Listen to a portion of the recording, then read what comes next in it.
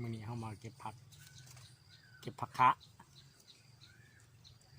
กินกับตำหุงเนาะพี่น้องเนาะผักคะกินกับตำหุงเนาะมาขอผักคะเขาเนาะพี่น้องพี่น้องเนาะผักแตงงาม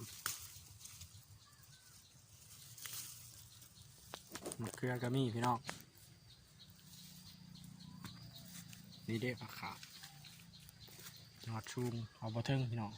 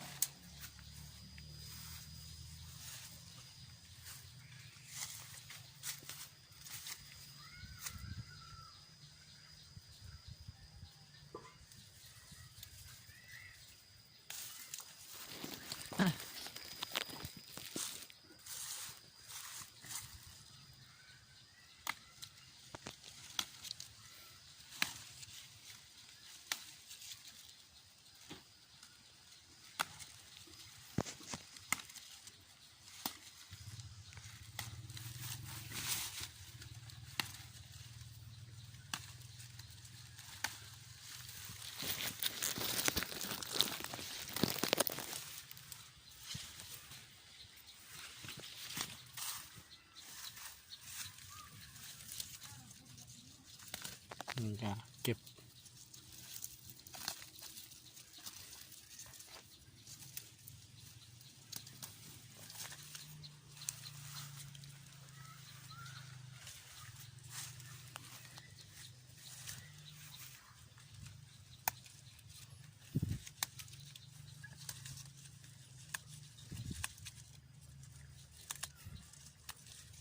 ทุกอย่างพี่น้องผักอีเลิศผักคะ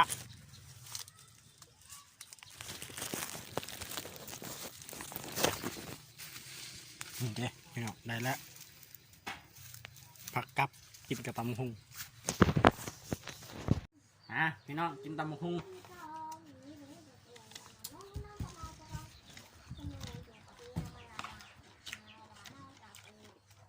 เนี่ยดูหมวกมันเปียก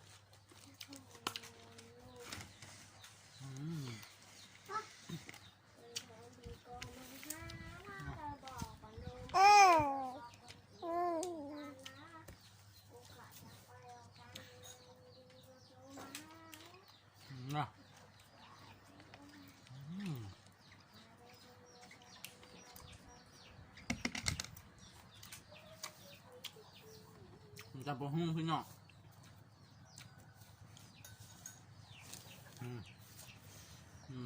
เอาละ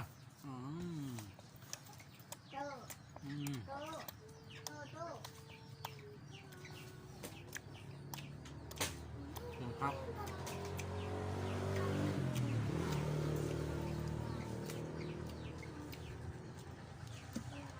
เดี๋ยวจับเด้อ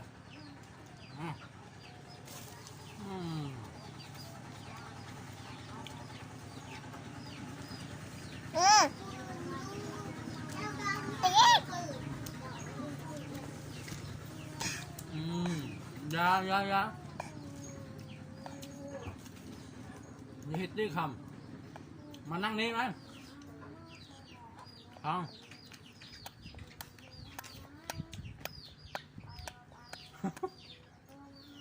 เอา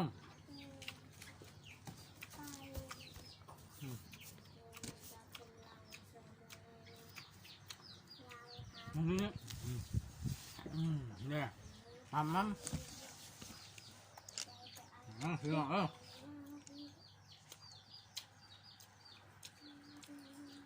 อตำบักหุ่ง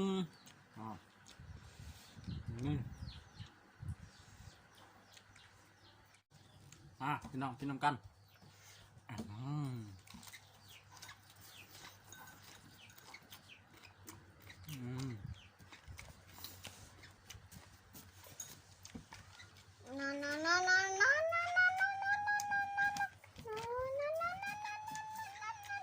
นะป้า